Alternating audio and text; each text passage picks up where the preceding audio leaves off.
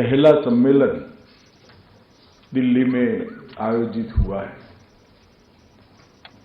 मैं आज इस सम्मेलन में नारकोटिक्स की लड़ाई में हम सब साथी जो इस सभागार में उपस्थित हैं, वो सभी का मन से, हृदय से स्वागत करता हूं।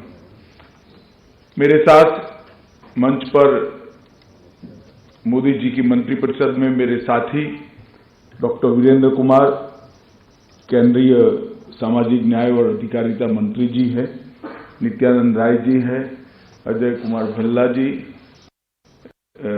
बहन अंजलि भावर, सत्यनारायण प्रधान जी, सूचना ब्यूरो के निर्देशक श्रीमान तपन डेका जी, और आप सभी यहां पर जब आए हैं तब मैं हृदय से आज के सम्मेलन, चूंकि ये पहला सम्मेलन अब होने जा रहा है, आप सभी का मन से स्वागत करता हूं। मित्रों, आज हम जब यहां पर नारकोटिक्स के खिलाफ हमारे देश की एक लड़ाई के बारे में चिंता और चिंतन करने के लिए एकत्रित आए हैं, तब ये बात सदैव हम सब के लिए ध्यान में होनी चाहिए कि हमारी आजादी का अमृत महोत्सव का वर्ष है। अमृत महोत्सव के वर्ष में देश के प्रधानमंत्री जी ने भारत सरकार और समग्र देश के सामने कुछ लक्ष्य तय करने का आह्वान किया था कि आजादी के अमृत महोत्सव के वर्ष में कुछ लक्ष्य तय किए जाए कि जब आजादी की शताब्दी मनाई जाएगी 2047 में, तब देश इस क्षेत्र में कहां पर खड़ा होगा। जब गृह मंत्रालय के सामने लक्ष्य तय करने का प्रश्न आया, तब ढेर सारी चीजों पर हमने फैसले भी किए, क्योंकि गृह मंत्रालय का काम और व्याप एकदम बृहद है। हमने निर्णय भी करे और लक्ष्य भी तय करे, मगर मेरे गृह मंत्री नाते मुझे पूछे तो सब में एक प्रमुख लक्ष्य हमने तय किया है मोदी जी के मार्गदर्शन में कि 2047 में हम ड्रग फ्री इंडिया का निर्माण करेंगे। नशा मुक्त भारत, ये हमारी आने वाली पीढ़ियां और हमारे आने वाले भविष्य के लिए बहुत महत्वपूर्ण है, क्योंकि आज हम ऐसे जंतर पर खड़े हैं। आज अगर हम पीछे मुड़कर देखते हैं तो लड़ाई को कहीं न कहीं हम ढीली ढाली छोड़कर एक बहुत बड़ी आफत को हमारे सर पर मोल लिए हैं, और आज ऐसे जंतर पर खड़े हैं कि यहां से दृढ़ संकल्पित होकर एक सामूहिक मन बनाकर साझा का के अप्रोच और होल ऑफ गवर्नमेंट के अगर हमारा, तो हमारा विजय निश्चित है और हम ये लड़ाई को जीत सकते हैं। इस पूरे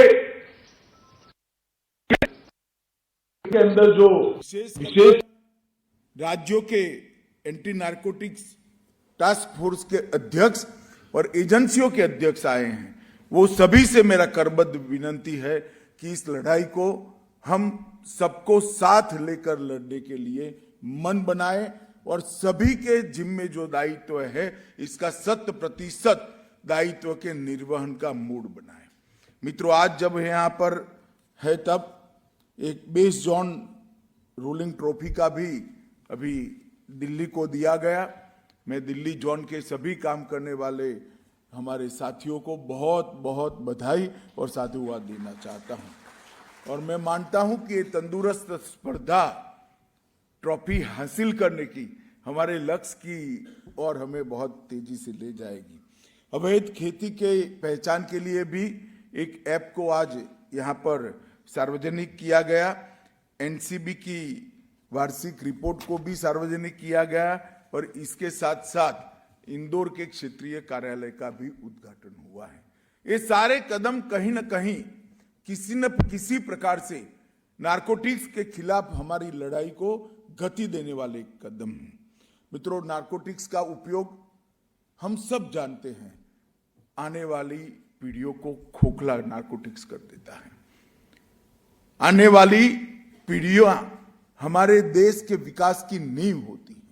अगर देश के विकास की नींव ही खोखली हो तो इस पर एक मजबूत देश की संरचना नहीं हो सकती है, और वो वहां तक सीमित नहीं रहता। युवा तो दिग्भ्रमित होते ही है, युवा पीढ़ी खोखली होती ही है। इसके साथ साथ देश के अर्थतंत्र पर भी इसके ढेर सारे दुष्परिणाम पड़ते हैं। देश के अर्थतंत्र के साथ साथ नार्को टेरर के माध्यम से देश की सुरक्षाएं भी, देश की सीमाएं भी, देश की सुरक्षा और देश की सीमा की सुरक्षा में सेंध लगाने का काम भी ये नार्कोटिक्स की तस्करी करता है। और एक इस प्रकार से मल्टी डायमेंशनल नुकसान हमारे देश को करता है कि इसके खिलाफ लड़ाई करने का मूड हमने बनाना पड़ेगा। मैं आज आप सबको इतना जरूर कहना चाहता हूं, मैंने मंत्रालय के मंत्री बनने के बाद दुनिया भर में नार्कोटिक्स से ग्रसित, नार्कोटिक्स की समस्या के सामने लड़ाई हार चुके हुए देशों का अध्ययन किया है। कई देश हैं जिन्होंने गिव अप कर दिया है, कई देश हैं वो लड़ाई हार चुके हैं, मगर हम ऐसे जंचर पर है कि लड़ाई को आज भी हम जीत सकते हैं अगर लड़ते हैं तो। 130 करोड़ की आबादी का देश एक संकल्प लेकर निकले तो निश्चित रूप से ये लड़ाई को हम जीत सकते हैं। और लड़ाई हारने का कारण का मीमांसा करते हैं तो निश्चित रूप से 3 ही कारण दिखते हैं। ये लड़ाई को सरकार की लड़ाई बनाकर लड़े, अगर इस लड़ाई को हम जनता की लड़ाई बनाकर लड़ेंगे, ढेर सारी संस्थाओं को साथ में जोड़ेंगे, युवाओं को साथ में जोड़ेंगे, विशेष कर माताओं को, मातृशक्ति को साथ में जोड़ेंगे, तो ये लड़ाई हम नहीं हार सकते। ये लड़ाई को कोई एक डिपार्टमेंट नहीं लड़ सकता। गृह मंत्रालय, राजस्व विभाग, स्वास्थ्य विभाग, सामाजिक न्याय और अधिकारिता विभाग, इसके साथ साथ फार्मास्यूटिकल विभाग और देश के सारे राज्य और केंद्र शासित प्रदेश, ये सब इकट्ठा होकर एक समान तीव्रता के साथ एक ही दिशा में अगर हम लड़ते हैं तो ही ये लड़ाई जीत सकते हैं, वरना लड़ाई हारने का ये दूसरा कारण होता है। और तीसरा कारण अप्रोच में गलती। कई देशों ने ये गलती की कि जो ड्रग्स का सेवन करते हैं उनको उन्होंने गुनहगार मान लिया। हमारा लक्ष्य स्पष्ट होना चाहिए कि जो ड्रग्स का सेवन करता है वो विक्टिम है, जो ड्रग का कारोबार करता है वो गुनहगार है, और उसके साथ निर्दयतापूर्वक रूथलेस अप्रोच के साथ हमने आगे बढ़ना पड़ेगा। ये 3 चीजें अगर हम कर लेते हैं तो ये लड़ाई को हम निश्चित रूप से जीतेंगे, ऐसा मेरा विश्वास है। और इसके लिए गृह विभाग ने एक रणनीति बनाई है। इसके 3 बिंदु है। सबसे पहले संस्थागत संरचना की मजबूती। ये लड़ाई को लड़ने के लिए इसकी संस्थाएं हैं, इसको मजबूती देनी पड़ेगी। इसलिए हमने एनकोड बनाया है, जॉइंट टास्क फोर्स बनाया है।